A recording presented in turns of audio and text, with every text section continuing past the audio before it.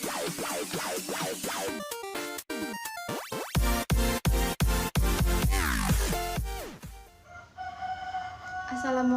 warahmatullahi wabarakatuh. Di video ini saya akan menjelaskan mengenai sikap selektif terhadap berbagai pengaruh kemajuan iptek. Seperti yang kita ketahui bersama, di zaman modern ini, kemajuan iptek berkembang dengan sangat pesat.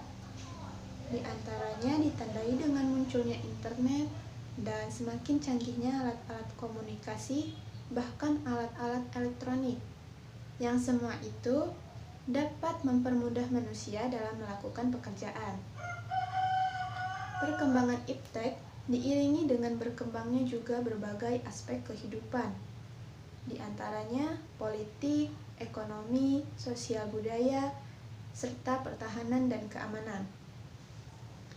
Perkembangan iptek merupakan dampak langsung dari perkembangan zaman, yang tentu tidak dapat kita hindari. Namun, kita dapat mengelolanya dengan baik. Lalu, bagaimana cara kita agar bisa mengelolanya dengan baik? Berikut strategi yang dapat kita lakukan sebagai upaya menghadapi berbagai pengaruh kemajuan iptek. Yang pertama, dalam aspek politik. Kemajuan iptek berpengaruh terhadap penyampaian suatu informasi yang bisa saja tersebar ke seluruh dunia dalam jangka waktu yang sangat cepat, terutama mengenai politik yang tentu mengundang banyak perhatian khalayak ramai. Namun, sebaiknya kita tidak langsung terpengaruh atau langsung percaya akan informasi tersebut sebelum kita tahu atau menganalisa kebenaran di balik informasi tersebut. Upaya yang kedua yaitu ikut serta dan tidak pasif dalam kegiatan politik seperti petisi online, pemilu, dan lain-lain. Karena dengan mengikuti kegiatan tersebut, itu berarti kita sedang menumbuhkan rasa peduli terhadap kondisi politik pemerintahan negara kita. Yang kedua, dalam aspek ekonomi, upaya yang dapat kita lakukan yaitu yang pertama, pembatasan barang impor. Perdagangan yang semakin mudah dijalankan karena kemajuan iptek menimbulkan adanya konsumerisme yang mendatangkan kebutuhan baru, yaitu hanya sekedar memenuhi gaya hidup saja. Maka dari itu, pembatasan barang impor harus dilakukan karena tidak menutup kemungkinan seseorang akan melakukan korupsi demi untuk memenuhi gaya hidupnya, sehingga akan menghambat pembangunan nasional. Upaya yang kedua yaitu memperkuat produksi domestik. Dengan memperkuat produksi domestik untuk pasar dalam negeri, akan menciptakan inovasi baru produk domestik yang mampu bersaing dengan produk impor, sehingga perekonomian rakyat pun akan semakin kuat.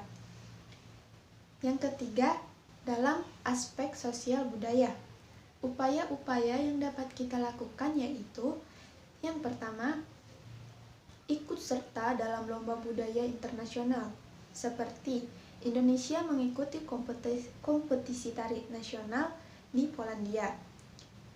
Dengan begitu,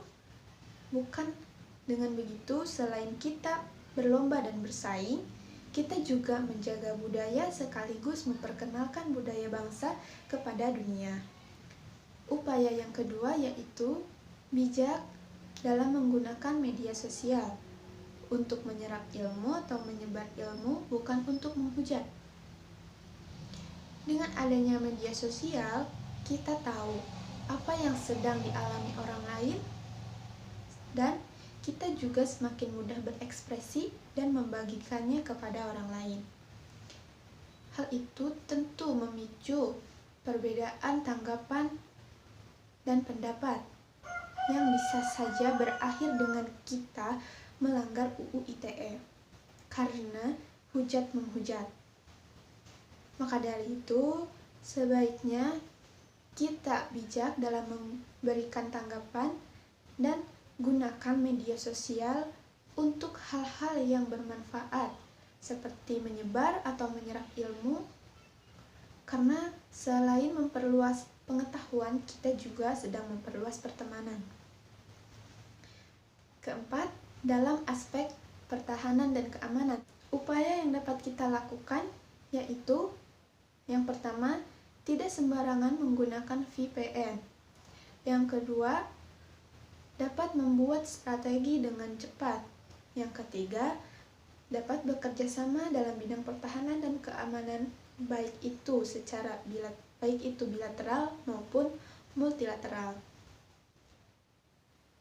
Dari pemaparan tadi dapat kita simpulkan bahwa sikap yang penting yang harus kita miliki dalam menghadapi berbagai pengaruh kemajuan iptek yaitu selalu mengingat landasan ideal negara, Pancasila.